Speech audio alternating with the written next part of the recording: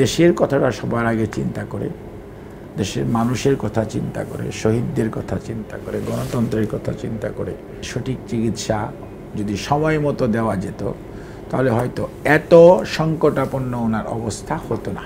মানুষের একটা সহানুভূতির জায়গায় বেগম খালেদা জিয়া আছে। আচ্ছা, জাতির একটা আকাঙ্ক্ষার জায়গা আছে। বেগম খালেদা জিয়া তো জাতীয় ঐক্যমত্যের প্রতি আমাদের প্রেজেন্ট বাস্তবতায় গত কয়েক দশক ধরে, তো উনি কি পরবর্তী সরকারে থাকার মতো ফিজিক্যাল ফিট ওনার আছে নাকি? এটা ফিজিক্যাল ফিটনেসের তো বিষয় না, খালি এটা মানসিক একটা বিষয় আছে, তারপরে বাস্তবতার একটা বিষয় আছে। উনি তো আলহামদুলিল্লাহ বাংলাদেশের যদি জনপ্রিয়তার মাপকাঠি হয় জনমত, তাহলে বাংলাদেশের সবচেয়ে জনপ্রিয় নেত্রী দেশনেত্রী বেগম খালেদা জিয়া, বিএনপি চেয়ারপারসন, সাবেক 3 বারের প্রধানমন্ত্রী, ব্যাপারে কোনো সন্দেহ নাই। কারণ যত নির্বাচন হয়েছে জনগণ তাকে অকুণ্ঠ চিত্তে সমর্থন দিয়েছে, বিজয়ী করেছে।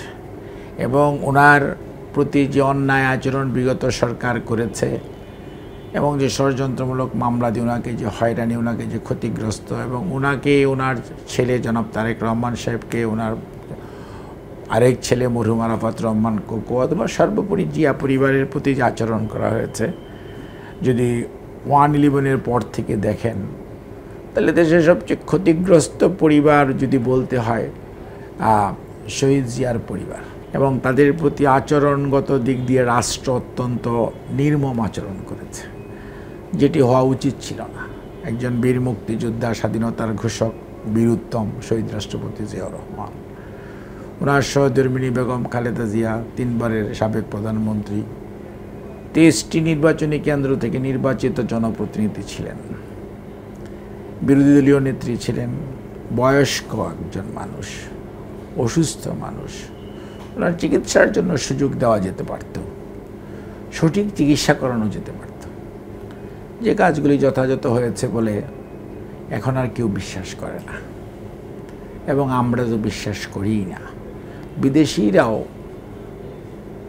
অনেক ক্ষেত্রেই বলেছে যে সঠিক চিকিৎসা যদি সময় মতো দেওয়া যেত তাহলে হয়তো এত সংকটাপন্ন ওনার অবস্থা হতো না। তো কাজে সেই লক্ষ্যে ওনার প্রতি যে আচরণ করা হয়েছে সে যেমন অত্যন্ত দুর্ভাগ্যজনক, ষড়যন্ত্রমূলক এবং দেশকে নেতৃত্ব শূন্যতার দিকে এগিয়ে ঠেলে দেওয়ার একটা নীলনকশার একটা অংশ।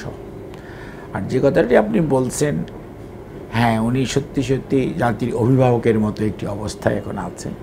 দেশবাসী হয়তো তাই মনে করে, আমরাও তাই মনে করি।